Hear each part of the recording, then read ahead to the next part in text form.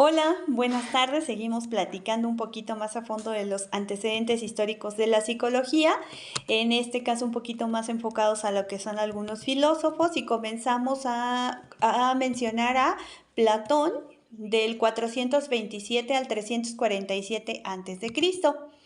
Él crea la filosofía dualista. Para él, el primer componente es el mundo de las ideas y el segundo componente es el denominado sensible y tiene que ver con el cuerpo. Platón asegura que son dos entes diferentes.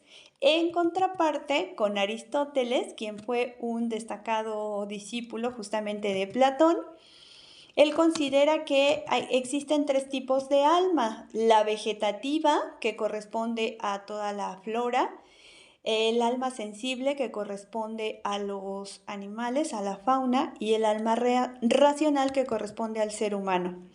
Él dice que el cuerpo y el alma están unidos y son indivisibles, al contrario de su maestro Platón. Se le considera el padre de la biología y de la lógica. También tenemos a Tales de Mileto, del 620 al 546 a.C. Él propone alcanzar la verdad por medio de la razón. Una de sus frases célebres es: pienso, luego existo.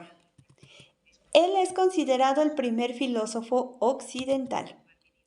Encontramos también a Parmínides, del 530 al 515 a.C. Es fundador de la escuela eleática y propone la búsqueda de la verdad a través del ser.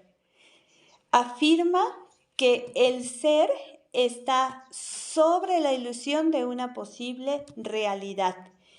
También tenemos a Empédocles, del 495 al 435 a.C.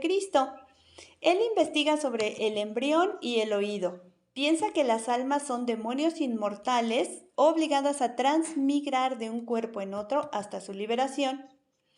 Para él, el corazón es la sede de sensaciones y la vida mental. Encontramos a Hipócrates en el siglo IV a.C. Él convierte la medicina en una disciplina. Deslinda misticismo de ciencia y propone un planteamiento racional. Crea la teoría de los humores. Dice que existen 4 humores, 4 órganos y 4 temperamentos. Afirma que el cuerpo está ligado al cosmos. Por su parte, Heráclito, del 530 al 515 a.C., se enfoca en el movimiento como cambio constante de todo elemento y fenómeno. Afirma la dualidad y el enfrentamiento de opuestos para el equilibrio universal y expresa que el fuego es el elemento que da origen a todo lo presente. También por su parte, Sócrates, del 470 al 399 a.C., es considerado padre de la filosofía. Él pensaba que la verdad solo podía ser alcanzada por medio del cuestionamiento y el diálogo. Despierta el carácter analítico y contemplativo de la filosofía. Avanzando en el tiempo, encontramos a San Agustín de Hipona, del 354 al 430 después de Cristo. Él tiene estudios dirigidos al alma y su acceso a Dios. Diferencia grados y funciones del alma.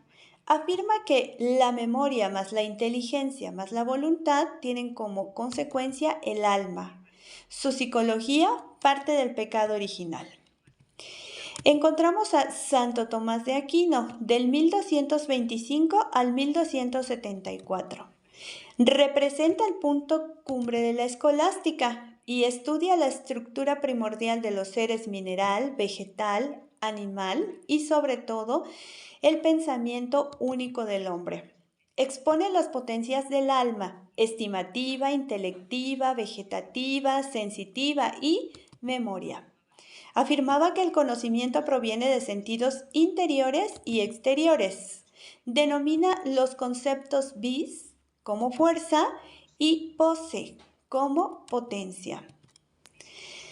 En el siglo XVI existe una crisis justamente porque hay una ruptura entre tradición y misticismo del cristianismo, y el objeto de interés pasa a ser no solo del alma desde el enfoque cristiano, sino el enfoque cambia ahora al cuerpo y la razón. Surge el movimiento de reforma. El hombre deja de ser sujeto de Dios como alma inmortal y comienza a ser considerado como individuo. Se comienza a hablar del yo. Se considera la libertad como esencial para el ser humano y se comienza con el uso de la experimentación para crear ciencia. Entonces, el mismo hombre se vuelve objeto de investigación. Seguimos con Leonardo da Vinci, de 1452 al 1519, quien recupera al hombre ideal y real como un hombre total. Centra su interés en la anatomía y fisiología. Relaciona la actividad visual y psíquica. Él dice que el hombre puede ser liberado de la autoridad de esa segunda naturaleza otorgada por el espíritu. También encontramos a Miguel Ángel Buonarroti, del 1475 al 1562. Es apodado el Divino y considerado el Renacimiento mismo. Él dice que el hombre pasa a ser el centro del universo y considera que la verdad solo puede ser alcanzada por medio de la reflexión personal y la investigación complementada por medio de la razón. Considera que el hombre está destinado a alcanzar la perfección divina. Encontramos también a Giordano Bruno, del 1548 al 1600. Él dice que las funciones atribuidas a Dios pasan a ser del universo. La imaginación más el espíritu justamente es la coincidencia de los contrarios.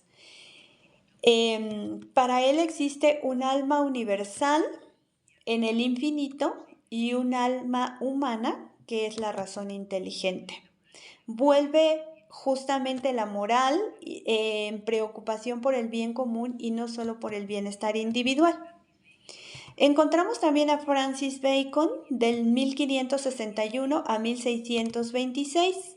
Señala los movimientos contradictorios del alma y es un crítico de la farmacopea de su época. Destaca la importancia del tratamiento individual. Distingue al alma espiritual como origen divino del alma sensible o material propia de todo ser vivo. También tenemos a René Descartes, de 1546 a 1650.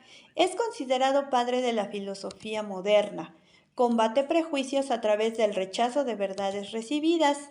Se concentra en el estudio del conocimiento humano. Liga el pensamiento filosófico al pensamiento matemático. Por su parte, Blaise Pascal, de 1623 a 1662, se propone cambiar la manera en que se manejaba el mundo. Entrega el conocimiento a la ciencia. El pensamiento pascaliano incluye elementos individuales y sociales. Afirma que el elemento esencial del hombre es la voluntad y la fe, no la razón natural.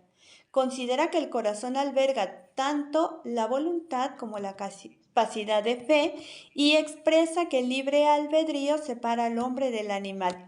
Así como estos filósofos podemos encontrar muchos más, recientes por supuesto, hablando de Freud, Skinner, Carl Rogers, Abraham Maslow, cada uno con su propia perspectiva, pero aquí lo importante de rescatar justamente es cómo el ser humano ha sido motivado, invitado a través tal vez de su propia curiosidad, pero en esta intención que Dios permite de investigar, de recoger datos y en todas estas investigaciones que se hacen para comprender mejor la conducta humana.